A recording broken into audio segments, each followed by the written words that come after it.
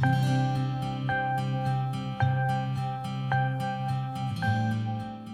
everyone, welcome to Jack's Man TV. I'm Ed Holger. Well, it's here. I got something to share. Let's check it out.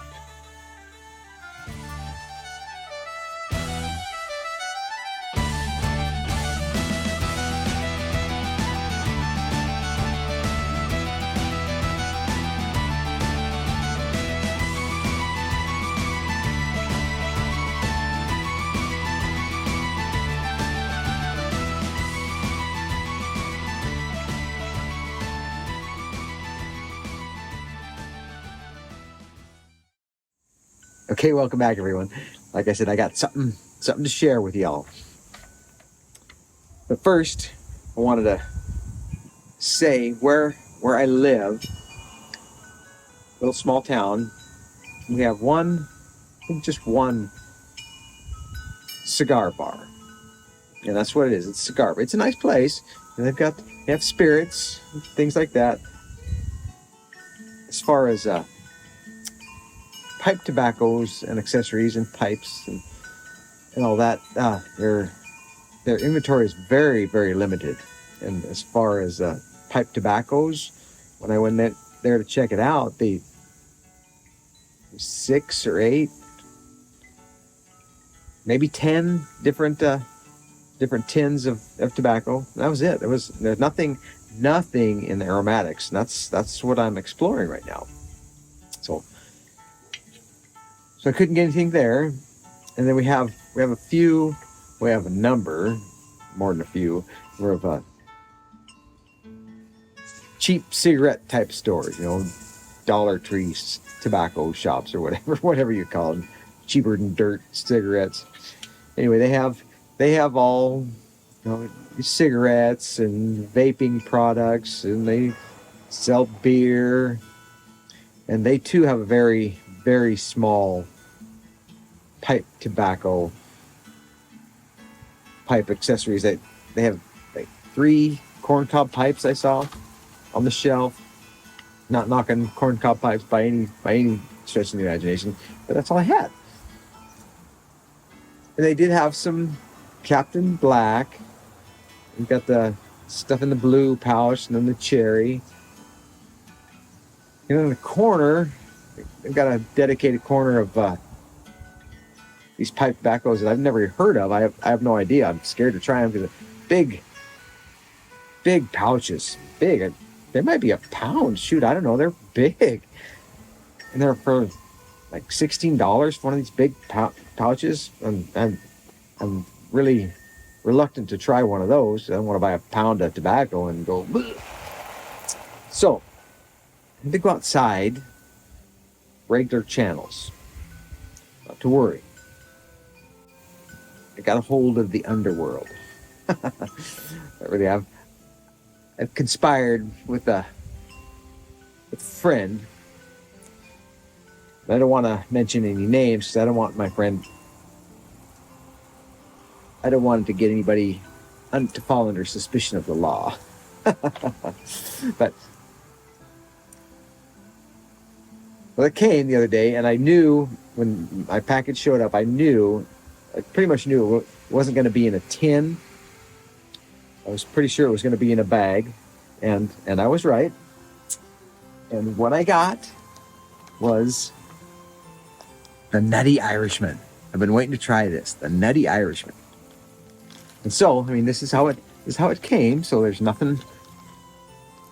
description. And I read this description. That's why I got it. But I wanted to read off the tin, but no tin, so I printed this out.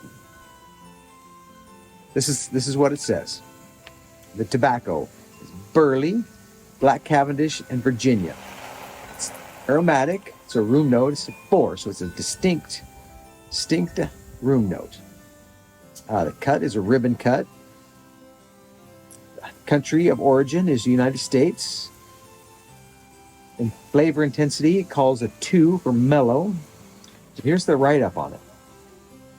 Cornell and Deal's Nutty Irishman begins with a base of mellow Burley, soft Black Cavendish, and tangy Virginia. pretty much what you would expect for an aromatic, but this is when it takes an unexpected turn. The blend is topped with the warm hazelnut flavor of Frangelico liqueur and a splash of Irish mist. C&D's Nutty Irishman is definitely not your typical aromatic, but if aromatics are your thing, then you should pick some up. So, I mean, that's pretty good write-up, I'm thinking. And if you can write something like that and then deliver on it, you're a genius. But anyway, I haven't smoked any. I wanted to share it with you and give you my thoughts on it. So let's fire this baby up.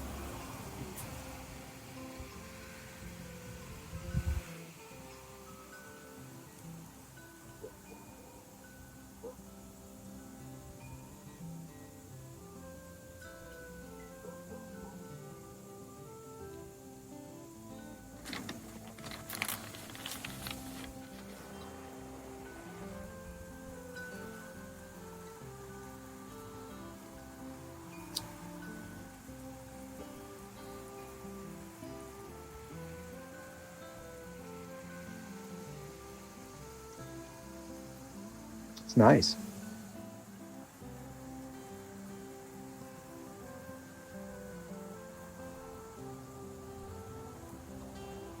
It's really nice. And they're right, it's mellow.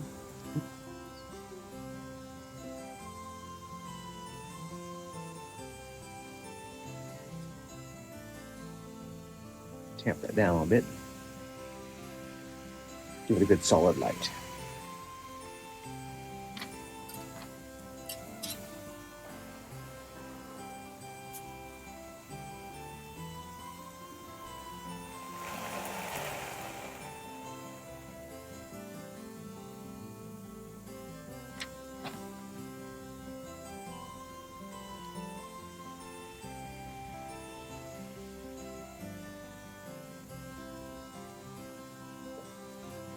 Now, can't say that I can detect the nuances of the Burley and the Black Cavendish, the soft Black Cavendish, or the tangy Virginia.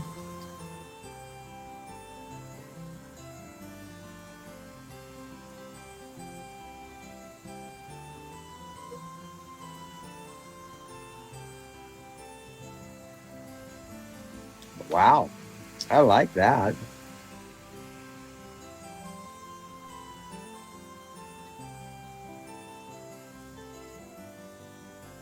You know what I like to say? This is the first bowl, first actual light up. So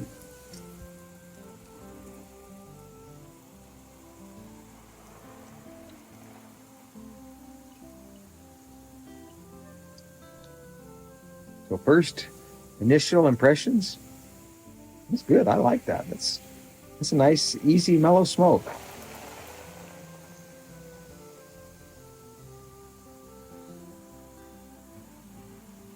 And like I said before, got a wee bit of the Irish blood from way back when, so I think it's a perfect fit. Huh?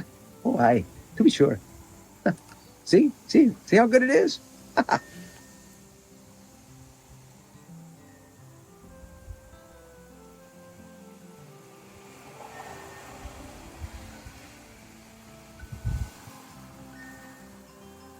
But yeah, that's nice in the evening. Sitting out here on the porch. Little breeze blowing, really nice. Got my evening iced tea.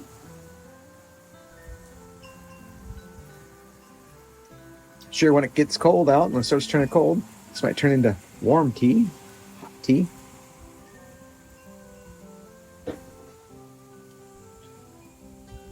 But yeah, that's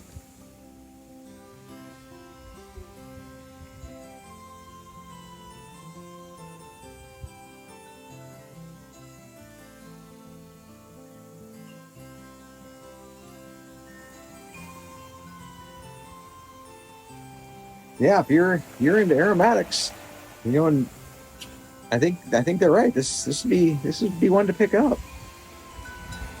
It's probably taking a few bowls to really get a really good feel for it. Like I say, I not don't know all the nuances and everything to pick out the subtleties and all the flavors of the different tobaccos and the blends. But that got me thinking. So you see, I'm still smoking from my Cascadia Ponderosa. I really, really love this pipe.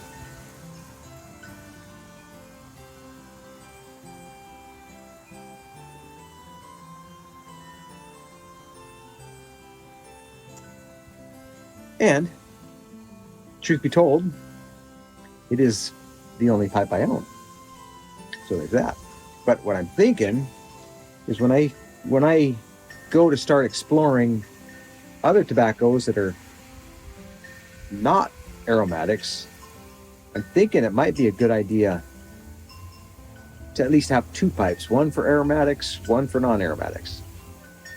I think that might be a really, really good idea.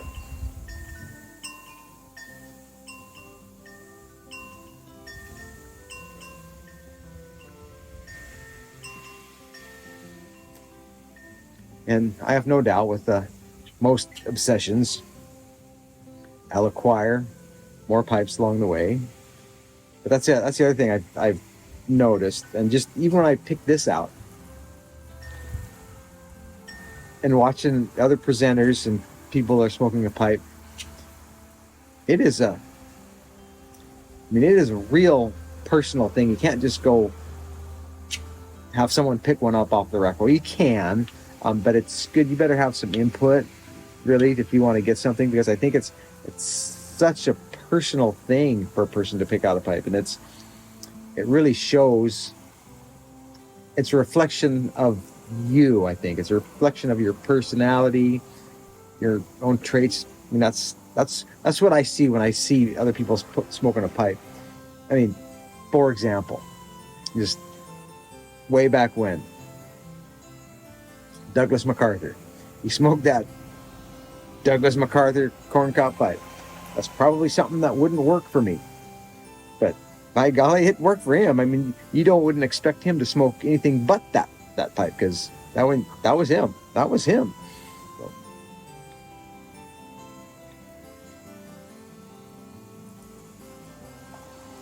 when you think of characters like Sherlock Holmes, say, I mean, there's a distinct look that, well, a fictional character, but any movies or anything that you ever seen, I mean, there's a certain look that Sherlock Holmes has got to be smoking a certain pipe.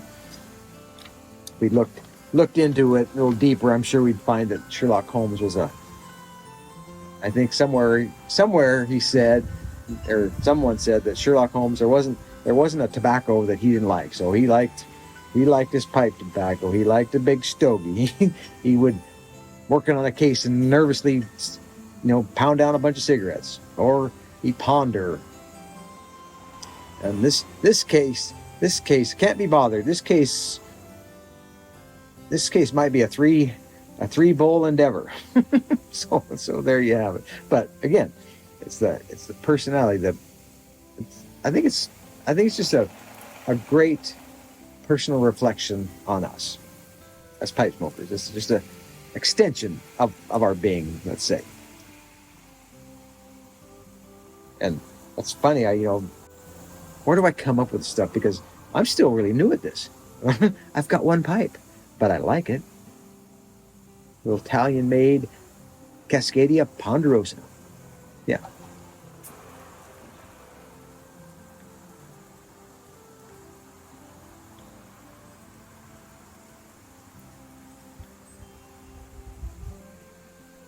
I was really, really excited to get this new Nutty Irishman. Been wanting to try it for a while now. Finally got it, and I am glad I did. This is good.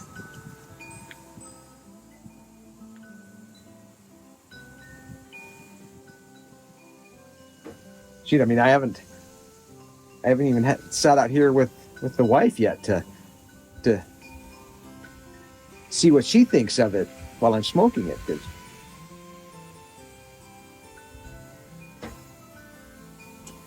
that's one thing I think too, to to be a little bit considerate of.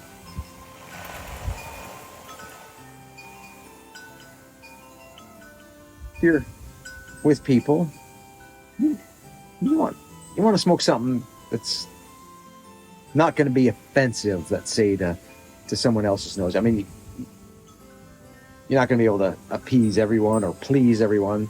Don't try to do that, but this might do it.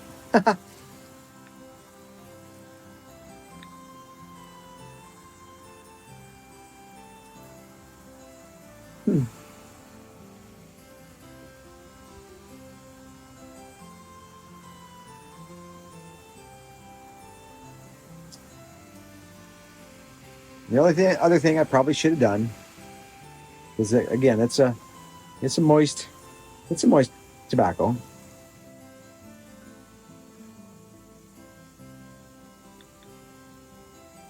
Should have let the bowl full dry out before I packed it. I was excited. I couldn't wait. That's why I keep these. Right?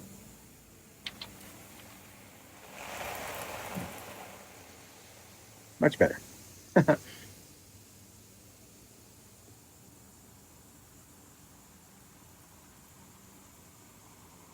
So yeah, just give me a few more years and I might start getting the hang of this.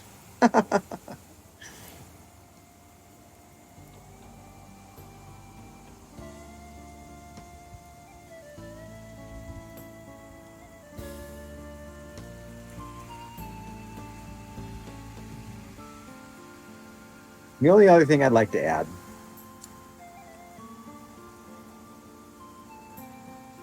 a thought for this evening. Remember, I talked about my back, hurting my back, and before it locked up and sent me down, put me down, it gave me a little warning. It tapped me, and it came, and it was gone. Fast as it came, it was gone. Ooh, I felt that. Then I didn't pay any attention to it. So, whether it's a physical twinge like that in your back or something floating on the breeze, taps you on the shoulder, you're not sure what that was and it came and went, pay attention to that. Say, whether it was physical or somewhere somebody's reaching out,